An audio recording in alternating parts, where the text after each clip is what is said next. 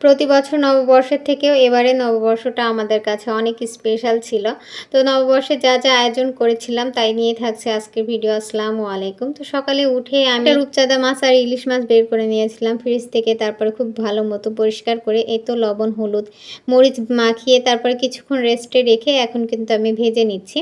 এরপরে হচ্ছে ডালের বড়াও বানিয়েছিলাম একটু কর্নফ্লাওয়ার, চাট মশলা, হলুদ, লবণ দিয়ে খুব ভালো মতো মাখিয়ে এখন কিন্তু ভেজে নিব। তার আগে কয়েকটা লাল মরিচ ভেজে নিচ্ছি। এগুলো হচ্ছে ভাজছি আমি আলু ভর্তা বানাবো তাই। তো যাই হোক, এখন হচ্ছে আমি এই তো বড়াগুলো ভেজে নিচ্ছি, পাশাপাশি হচ্ছে মাছগুলো প্রায় ভাজা হয়ে গেছে। এরপরে কিন্তু আমি আলু ভর্তাটা করে নিলাম।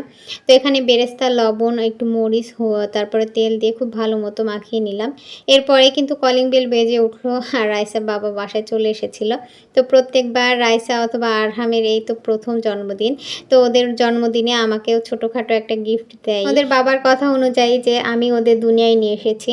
তো ওদের জন্মদিনে আমারও কিছু একটা পাওয়া উচিত। যাই হোক, এখন আমরা খাবার দাবার খেয়ে নিব। পান্তা ভাত আবার রাইসার বাবার খুবই পছন্দ, আর আমি তাকে না জানিয়ে যেহেতু সব কিছু আয়োজন করেছি তো সে খুবই খুশি হয়েছিল। এরপরে হচ্ছে আমরা সন্ধ্যার দিকে কেক কেটেছি। লাল টুকটুকে দুইটা শাড়ি বের করেছিলাম রাইসা আর আমার জন্য, আর আরহাম আর ওর বাবা হচ্ছে সবুজ পাঞ্জাবি পরে। সবাই আমার ছেলের জন্য দোয়া করবেন, ও যেন বড় হয়ে ভালো মানুষের মতো মানুষ হতে পারে।